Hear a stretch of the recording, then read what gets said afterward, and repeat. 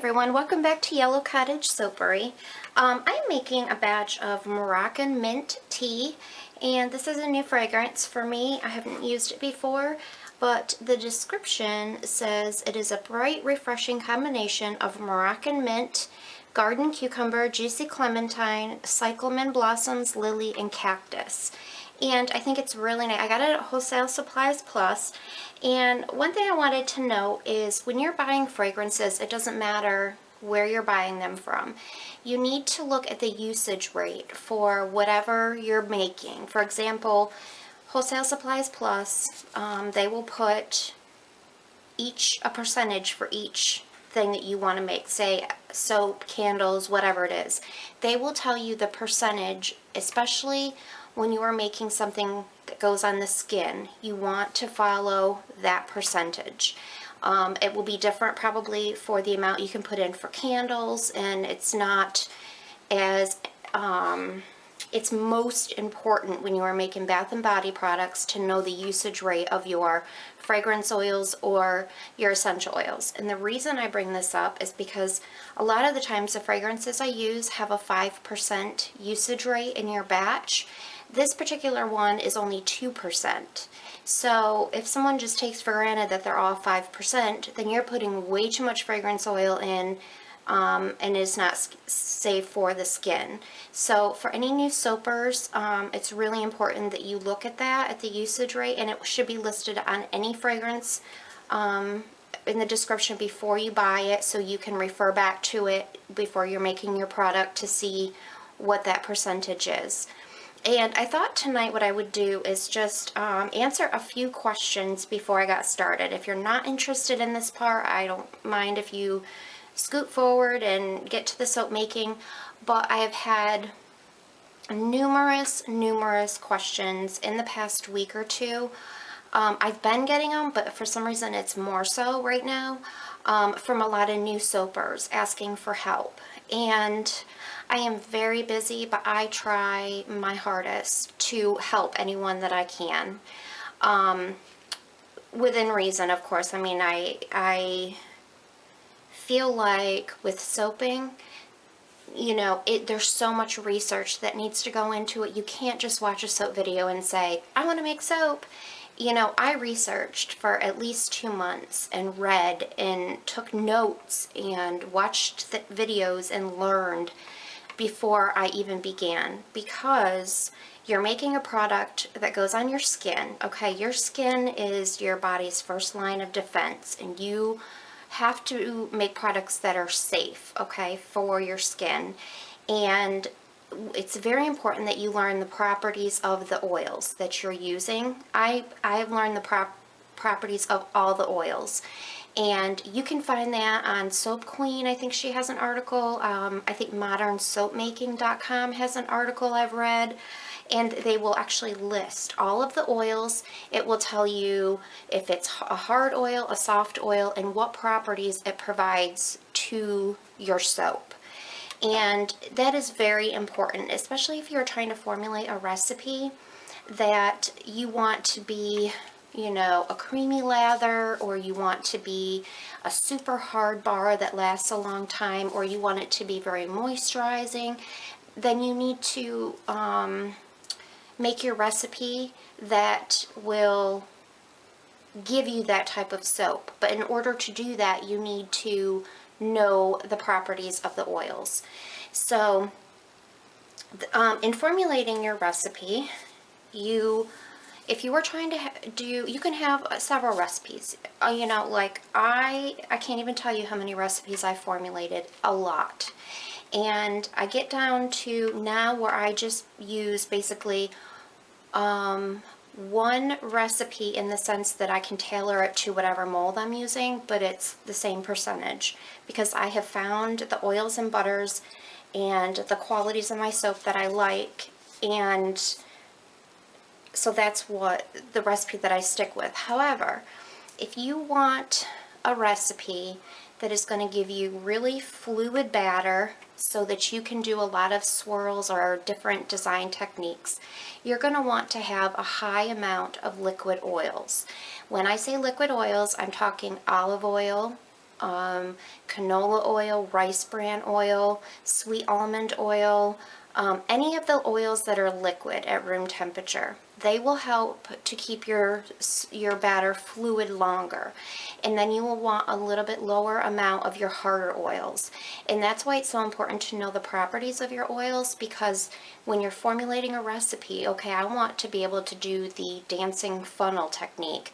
Well, you need your batter to stay really fluid for a long time so that you can do that technique. So you want to have higher liquid oils. And also, one thing I'm finding with a lot of new soapers, and I'm not sure where they're getting this information, but I'm finding that a lot of them are doing a water discount.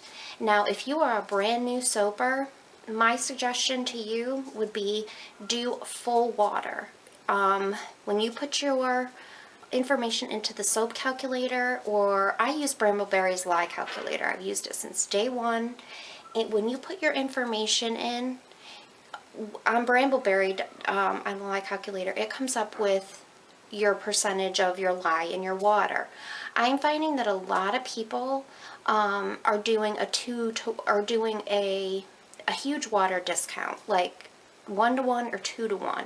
Now, you don't want to do that when you're starting out. You only want to do that when you're more advanced, when you're more experienced, when you know your recipe.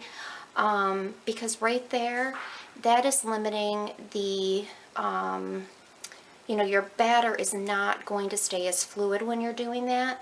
Yes, your bar will be harder to, when you're unmolding it, it will be easier to unmold.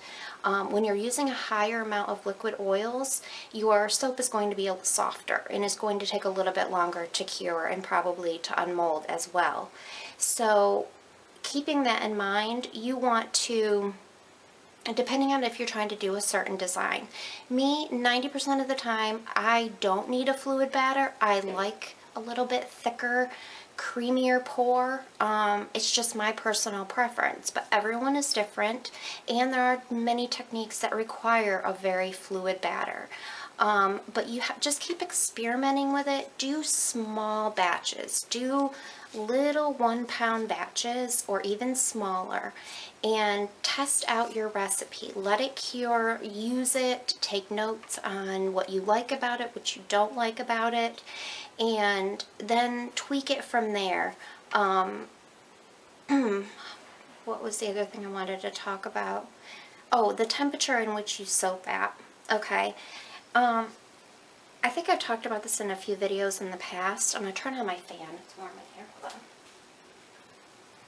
I think I've talked about it on and off in a few videos in the past. I haven't gone into detail about it probably, but what I have found with soaping, okay, this particular batch that I have right here, I made this, I put all of this together last night, melted the oils, made the lye, and covered it and let it sit overnight. Okay, so it is 72 degrees in my house all the time because of the air conditioning.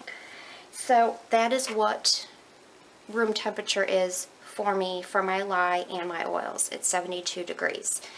Now, I can soap with that, but what I do is I like to stick it in the microwave. Like this particular size, I would stick it in the microwave for maybe a minute and a half, just to loosen up any of the hard oil. Sometimes the coconut oil settles a little bit to the bottom, and it just kind of makes it a little bit more fluid. It just warms it up a little bit. I do nothing to my lye, obviously. It will be 72 degrees. Now, back when I first started soaping, I thought it was like a rule of thumb that you have to have your oils and your butters and your lye solution within 10 degrees of each other. And I talked to my mom about it one day because she used to be a soaper, and she thought that as well. She always did it that way. I did it in the beginning, and then one time I didn't do it, and I never have done it since. I mean, they're not like cold and hot, but I never check the temperature, ever. I had a thermometer in the beginning, always checked it, very nervous, like, oh, it's got to be 10 degrees. No, for example, if I put this oil together maybe 2 hours ago, it would still be pretty warm right now, and my lye would probably still be pretty warm right now too. that's fine. I go ahead and I soap with it. Um, to me, there's like a sweet spot. If it's between 80, or I would say 75 to 90 degrees, that's the sweet spot for me. That's when I feel like it's easiest to work with. Now, I've watched so many Soap Queen videos, and I want to say she soaps quite a bit higher, maybe 120, and that works great for her, and that's how she likes to do it. So you may find that you like to work with it when it's warmer like that. My personal opinion, and it probably depends on my recipe as well. My recipe, I am able to soap at a lower temperature, and I feel like I have plenty of time to do what I need to do, depending on the fragrance. Your fragrance is a variable. It's going to be a changing variable in every soap you make, and you just kind of have to read about it, hopefully know what the fragrance does if you haven't worked with it. Sometimes you have to change plans at the last minute and do something completely different. But just be educated, know what you're working with. And, some other recipes may not soap great at this temperature. They may soap better at 120 degrees. There's so many variables, so there's not a specific answer I can give you as far as what temperature to soap at. It's going to depend on your recipe, your fragrance, and it's something you will feel more comfortable with the more you do it. And my suggestion is, once you get a recipe that you really like, stick with it and make it for a while and feel comfortable with it instead of changing it constantly and not really figuring out what you're not liking. Stick with it. Take notes. Always take notes on your batch. And that will help you to perfect it and to get the type of soap that you want. I'm also asked if I make a separate recipe for piping the top of my soap or my cupcakes or whatever. The answer is no. I make one batch. My batch size is big enough to do to pour the soap and to pipe it. Same with the cupcakes. It's the same batch. I don't do two. And it's because I've learned my recipe, and I know that it's going to take, by the time I'm ready to pipe, it's going to be set up enough where I can pipe. Sometimes you have to wait, sometimes it's ready. And people have talked to me about their soap seizing. You may have too many hard oils, you may be soaping at too high of a temperature, you may be over stick blending. This is not like a mixer you make in your kitchen. This has a lot more power to it. So when you're mixing, I know it's so fun to just mix and mix, but you really don't want to over mix, because that is exactly what's thickening your batter, is over mixing. You want to, I always, as you can see in my videos, I always mix in my fragrance just before I pour. I hand mix in my fragrance 95% of the time. There's a couple like Pinkberry Mimosa, Oatmeal Milk and Honey, some that I've made so many times I know I can just throw it in and I've got time to do what I need to do. But most of them, I don't even, I take the hassle out of it and I just mix it before I pour it. And that way, I don't, and I've had soap seize. I've posted a video, I think, of my soap seizing. It happens to everybody. You just have to, I think a big thing is, don't do a water discount if you're new. Use full water. If you're worried about glycerin rivers, that's a whole nother topic that I can talk about. But if you're new, don't do water discount. Don't over stick blend. Hold off on adding your fragrance until right before you pour. And also, maybe soap at a lower temperature. Like I said, it's going to depend on your recipe, so it's so hard for me to give a direct answer on that. I hope I've answered some of your questions. I thought I would do this and target and just answer a lot of them at the same time, so that I didn't want to not reply to some of you that have asked me. But I'm hoping this helps. If you have any more questions, I've researched like you wouldn't believe. I'm like a research freak. I research everything. And So I know a lot about soaping because I made myself learn about it, and I wanted to know everything about it. Now, am I still learning? Yes, I learn something new all the time. But I'm more than willing to share what I have learned with people. If it saves you time, if it saves you money for, ingredients and that kind of thing, I can give you some pointers.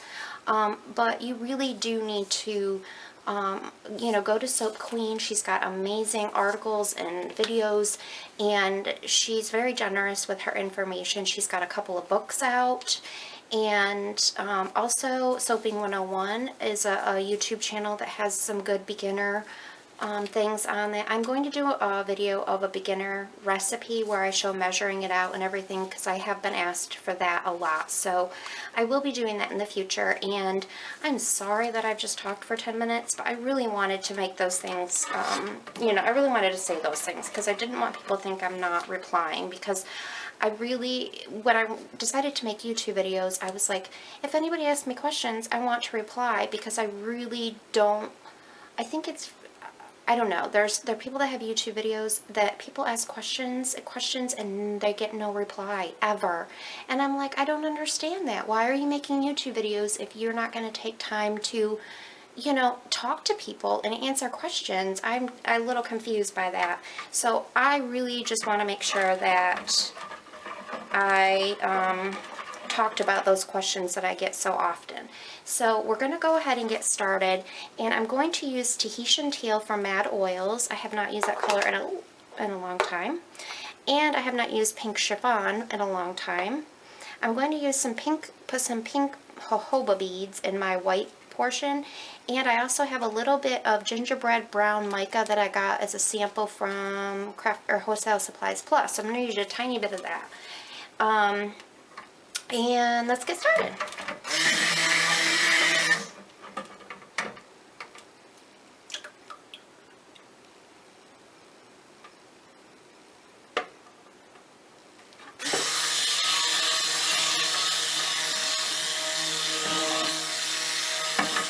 Now, if you can look closely, obviously I can't pick up my bucket, but I just poured in my lye. I mix it for maybe 20 seconds, not even. When you pull up, you can see how it lightens, okay? That is the lye emulsifying with the oils. And once you don't see any of the oils floating on the top, your mix is emulsified. You don't have to get to trace. That was kind of a thing that I thought when I first started. Oh, you've got to blend it till you get to trace. You don't. You don't have to do that. Especially if you want to do any kind of swirling, you don't want to get to, a thin trace right off the bat, because some people stop right now and don't use the stick blender anymore. They just, hand mix in their colors. Now, I don't do that because I find the texture is different in my colors if I don't stick blend them. So that's just one of my, I guess, anal things. I really like to stick blend. I feel like it just blends them in better, but everybody does it a little bit different, and that's what makes soap making great, is everybody can be different, because it sure would be boring if everybody were the same. That's going to be my brown. I just want a teeny bit of brown. Okay, so I do want a little bit more of the Tahitian Teal than I do the pink. I really just want a tiny amount of pink, so I'm going to go back in there with a little. Okay, let's go ahead and get our colors going.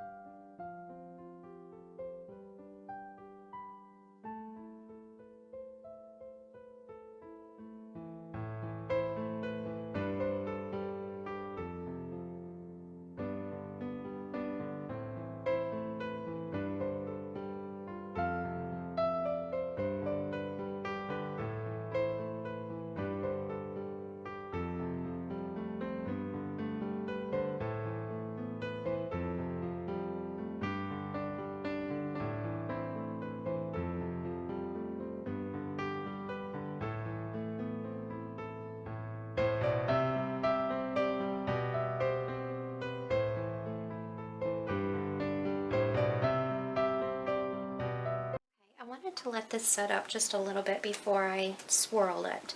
And I would decide I wanted to add a little bit of brown to it. Top, and I didn't save any. I mixed a little bit of the same mica with some glycerin. Now this is not melt and pour. It's, look at it, it looks like a face. It's like two eyes, a scary face. Anyways, I mixed it with a little bit of, like a teaspoon maybe of the clear glycerin that you get in the jug. So I'm going to just put a couple little drops on.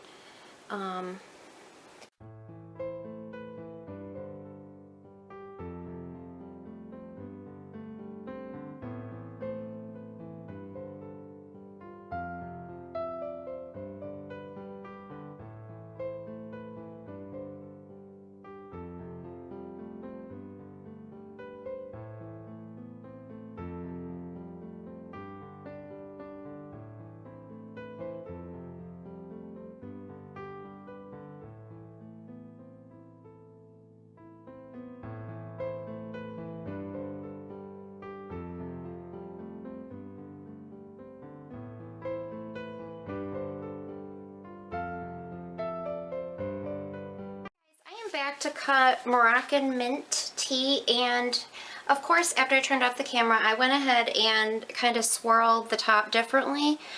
So I think they look so cute. They're just like little mini loaves, and I put some bath tea mix on the top. It's just, I got it from Wholesale Supplies Plus. It's just a mix of some different dried flowers there on the top.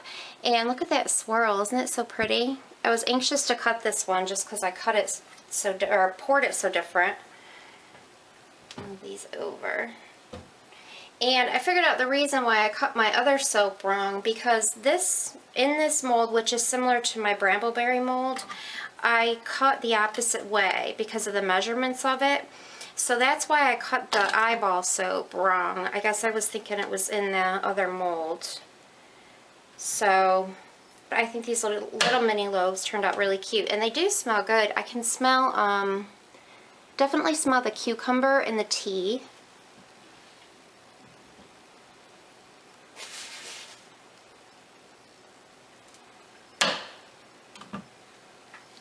I've not textured the top like that before, so I think it's kind of cool, and I like how the colors are all mixed together. It's like, it was pretty much an in the pot swirl, but I just tried to pour it a little bit different. Oh, that's a pretty one.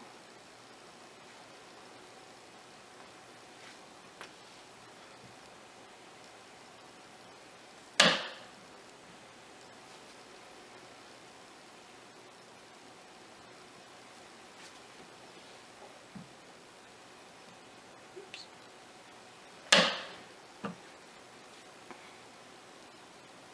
Oh, I like that one too.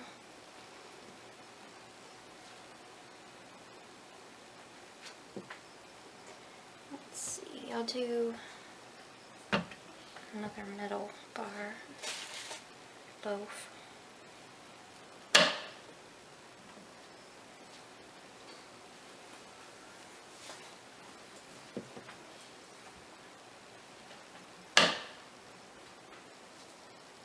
Oh, that one's cool. It's like marbled.